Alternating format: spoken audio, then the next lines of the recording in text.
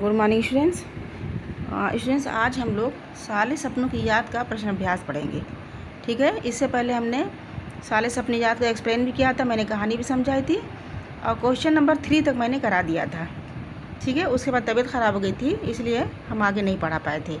तो आइए हम आज क्वेश्चन नंबर 4 देखते हैं। ठीक है, तो आइए क्वेश्चन नंबर 4 है कि आशय स्पष्ट कीजिए। ठीक है, क्वेश्चन नंबर 4 है कि आशय स्पष्ट कीजिए। क में दिया हुआ है कि वो लॉरेंस की तरह नैसर्गिक ज़िंदगी का प्रतिरूप बन गए थे। वो लॉरेंस की तरह नैसर्गिक ज़िंदगी का प्रतिरूप बन गए थे। आइए हम इसका आशय देखते हैं। तो इस पंक्ति का आशय यह है कि सालिम अली के प्रकृति प्रेम के विषय में इसमें बताया गया है। जिस प्रकार अंग्रेज़ी के प्रसिद्ध उपन्यासकार D.H. लॉरेंस का प्रकृति से गहरा लगाव था और उनका मानना था कि हमें प्रकृति की ओर लौटना चाहिए, ठीक उसी प्रकार सालिम अली भी प्रकृति से गहरा लगाव रखते थे और उन्होंने प्रकृति संबंधी अनेक नए रास्तों की खोज किया। यही कारण है कि वे लॉरेंस की तरह स्वाभाविक जीवन का प्रतिरूप बन गए थे। आइए इसका फिर से आंसर देखते हैं हम। इसमें आंसर इसका है कि इस पंक्ति में सालिम अली के प्रकृति प्रेम के विषय में बताया गया है और जिस प्रकार अंग्रेज़ी के प्रसिद्ध उपन्यासकार D.H. लॉरेंस, आपने कहानी में इनका नाम सुना होगा, इनका वर्णन भी किया गया है कि D.H. लॉरेंस कौन थे। तो जिस प्रकार अंग्रेज़ी के प्रसिद्ध उपन्यासकार D.H. लॉरेंस का प्रकृति से गहरा लगाव था और उनका मानना था कि हमें प्रकृति की ओर लौटना चाहिए, ठीक उसी प्रकार सालिम अली भी प्रकृति से गहरा लगाव रखते थे और उन्होंने प्रकृति संबंधी अनेक नए रास्तों की खोज किया था। यही कारण है कि वे लॉरेंस की तरह स्वाभाविक जीवन का प्रतिरूप बन गए थे। अब ख देखिए, इस पे ख दिया हुआ है कि कोई अपने जिस्म की हरारत और दिल की धड़कन देकर भी उसे लौटाना चाहे तो वह पक्षी अपने सपनों के गीत दोबारा कैसे गा सकेगा। इसका उत्तर है कि इस पंक्ति का अभिप्राय यह है कि जिस तरह कोई वन पक्षी अपना अंतिम गीत गाकर मर जाता है और प्रकृति में विलीन हो जाता है, तो उसे शरीर की गर्मी और हृदय की धड़कन देकर भी जीवित नहीं किया जा सकता है। जाहिर सी बात है, आप भी जानते हैं कि अगर एक बार इंसान मृत हो जाता है, मर जाता है, तो उसे चाहे शरीर की गर्मी दे या हृदय की धड़कन दे, उसको हम जीवित नहीं कर सकते हैं। ठीक है, तो उसी तरह सालिम अली भी अपने जीवन के लंबे सफ़र के बाद अपने सभी सपनों को छोड़कर इस संसार से विदा हो गए, यानी मृत्यु को प्राप्त हो गए। उन्हें किसी भी तरह से दोबारा जीवित करना असंभव है, यानी नामुमकिन है। आइए फिर से आंसर देखते हैं कि इस पंक्ति का अर्थ यह है कि जिस तरह कोई वन पक्षी अपना अंतिम गीत गाकर मर जाता है और प्रकृति में विलीन हो जाता है, उसे शरीर की गर्मी और हृदय की धड़कन देकर भी जीवित नहीं किया जा सकता है। उसी तरह सालिम अली भी अपने जीवन के लंबे सफ़र के बाद अपने सभी सपनों को छोड़कर इस संसार से विदा ले लेते हैं।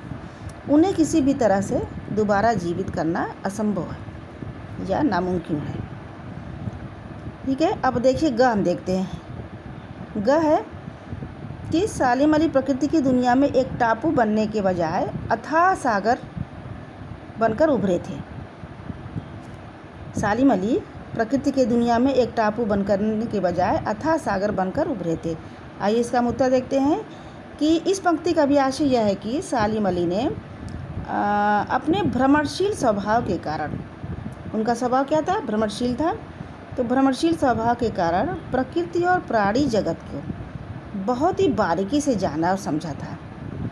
उनका अनुभव एक टापू की भांति सीमित और दिखावा न बन करके समुद्र के समान गहराई को लिए हुए था। समुद्र गहराई आप जानते हैं, ठीक है, असीमित होती है, तो इसलिए उनका जो अनुभव था वो समुद्र गहराई को लिए हुए था। फिर से आंसर देखिए ग का कि इस पंक्ति का आशय है कि सालिम अली ने अपने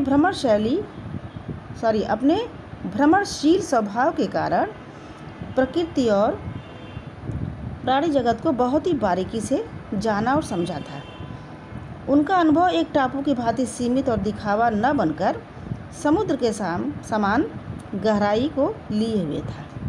यानी उनका जो अनुभव था वो बहुत ही गहरा था, कोई उसका पैमाना ही नहीं था। अब क्वेश्चन नंबर 5 है कि इस पाठ के आधार पर लेखक की भाषा शैली की 4 विशेषताएं बताइए। तो आइए देखते हैं कि इस पाठ के आधार पर लेखक की भाषा शैली की 4 विशेषताएं हैं। देखिए 4 विशेषताएं इस प्रकार हैं। पहला है कि उन्होंने हिंदी के साथ साथ उर्दू के शब्दों का अत्यधिक प्रयोग किया है। आपने पढ़ा और देखा भी होगा कि उर्दू शब्द का प्रयोग बहुत ज़्यादा हुआ है। तो उन्होंने हिंदी के साथ साथ उर्दू के शब्दों का अत्यधिक प्रयोग किया है। दूसरा है वर्ड वाचर, साइलेंट वैली जैसे अंग्रेज़ी शब्दों का प्रसंगानुसार प्रयोग किया है। तीसरा है कि भाषा वेगवती नदी की तरह बहती हुई प्रतीत होती है। और चौथा है कि भावाभिव्यक्ति की शैली दिल को छू लेती है। जो उनका भाव जो है, उनकी अभिव्यक्ति भाव जो उनकी शैली है वो दिल को छू लेती है। पहला देखिए फिर से, उन्होंने हिंदी के साथ साथ उर्दू के शब्दों का अत्यधिक प्रयोग किया है।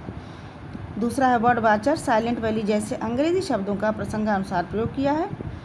और तीसरा है कि भाषा वेगवती नदी की तरह से बहती हुई बिल्कुल प्रतीत होती है, लहर की तरह से। और लास्ट है कि भावाभिव्यक्ति की शैली दिल को छू लेती है। अब क्वेश्चन नंबर 6 देखिए। क्वेश्चन नंबर 6 है कि इस पाठ में लेखक ने सालिम अली के व्यक्तित्व का जो चित्र खींचा है उसे अपने शब्दों में लिखिए। तो उत्तर देखिए कि लेखक जाबिर हुसैन ने सालिम अली के व्यक्तित्व का चित्र खींचते हुए बताया है कि सालिम अली प्रकृति को हमेशा प्रकृति की नज़र से देखते थे। सुख दुख के समन्वय से युक्त जीवन अनुभव की गहनता को लिए हुए थे। और उम्र ज़्यादा होने कारण शरीर उनका दुबला हो गया था, किंतु आँखों की रोशनी ज्यों की त्यों थी। उनकी आंखों की रोशनी बहुत अच्छी थी।